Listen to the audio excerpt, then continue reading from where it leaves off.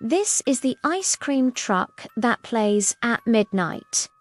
All the kids in the neighborhood love it, and even though my mum says it's just a creepy out-of-tune piano, there's something about the music that draws me to it every night. The second I hear the first few notes, I have to go and see what's going on, and then I heard a knock at the door. I opened it, and there was this guy with an ice cream truck uniform holding a tub of ice cream. "Is your name Oliver? I have a package for you." Then he hands me this super cool looking ice cream cone and says, "Enjoy." And then he left without saying another word. Now, when I turned to go back inside, I noticed that the ice cream cone didn't actually have any ice cream in it. It was totally empty. But before I could do anything about it, the ice cream started melting all over my hand. And when I looked down, I saw that instead of being an ice cream cone, it was actually a little plastic trophy. And as it melted away, I could read the engraving on the side. It said, "For being a good boy who always listens to his mother." Well, that escalated quickly. The next day, I told everyone at school about what had happened. They thought it was hilarious. Like, "Oh my God, so you got grounded." But I hadn't gotten grounded. I mean, I sometimes did things without asking my mum first. But when she found out, she always said, "I trust you to make good decisions," which she never actually did. So I wasn't exactly sure what she would say about this. When I got home, I walked right up to her and said, "Mum, do we have any ice cream bars in the freezer? I think I might be getting a cold." She didn't look up from her computer, but she said, "No, why would we have ice cream in the freezer? It's the middle of winter." Then she went back to typing. So I headed to my room and decided to put off worrying about this until morning. The next night, I was sitting in my bed playing video games when I heard the knock at the door.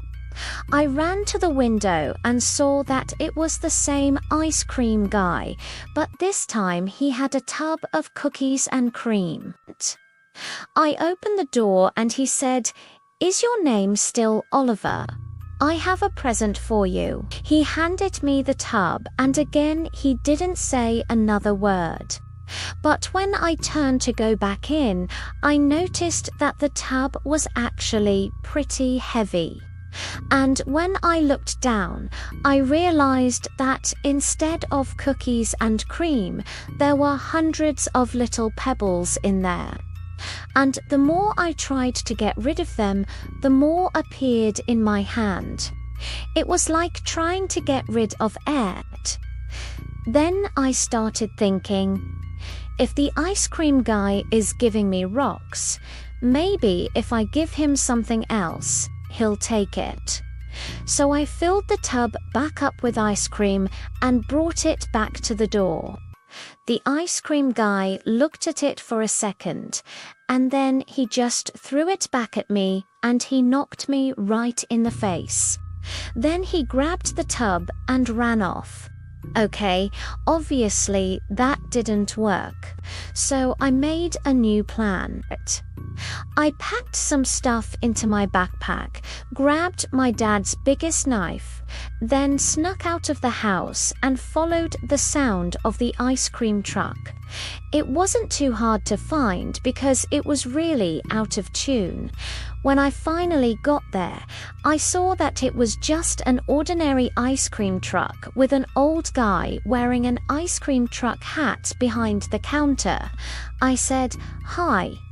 He looked at me for a second and then he said, "Hi."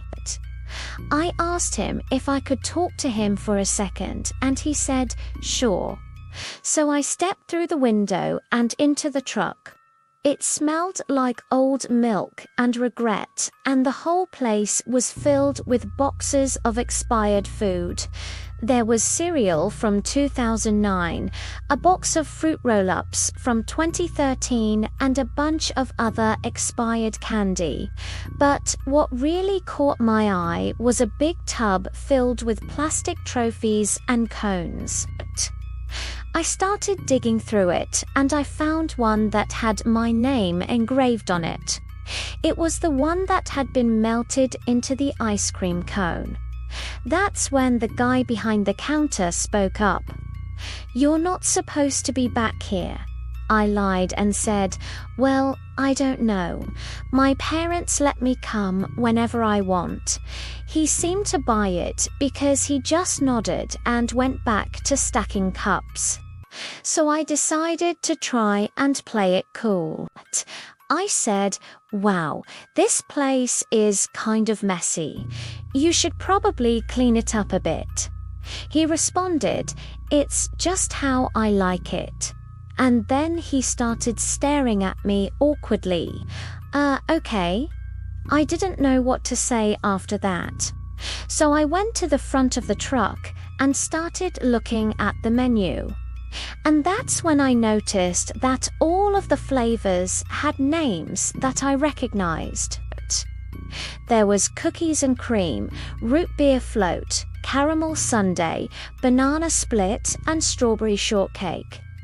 And they were all people from my neighborhood that had gone missing over the last few years. I turned around and asked the guy, "Is there a story behind these flavors?"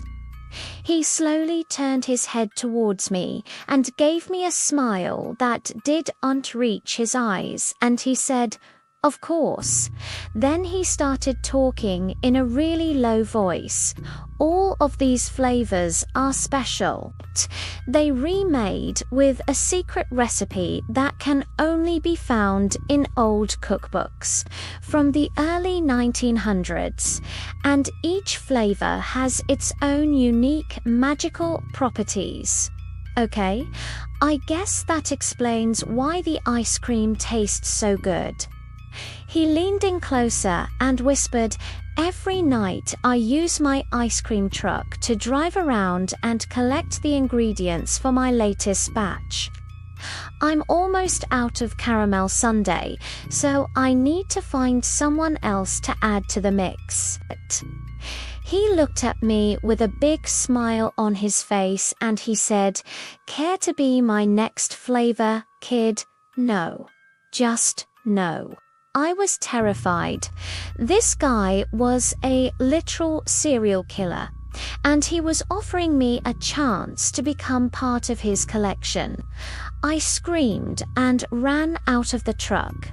I could hear him laughing behind me as I sprinted to my house and burst through the front door. I told my parents everything that had happened. Of course, they didn't believe me because there's no such thing as an ice cream truck that plays at midnight. But I was so scared that something was going to happen to me that I refused to leave the house for weeks. Then one night, I was watching TV with my family when we heard a knock at the door. My whole body froze. I knew that sound. I slowly turned my head towards my mum and dad and said, "Don't open the door." They both looked at me and laughed. My dad even jokingly said, "Hey, if it's the ice cream man, I'm gonna go open the door." But before he could get up, the lights flickered and died. We were left in total darkness.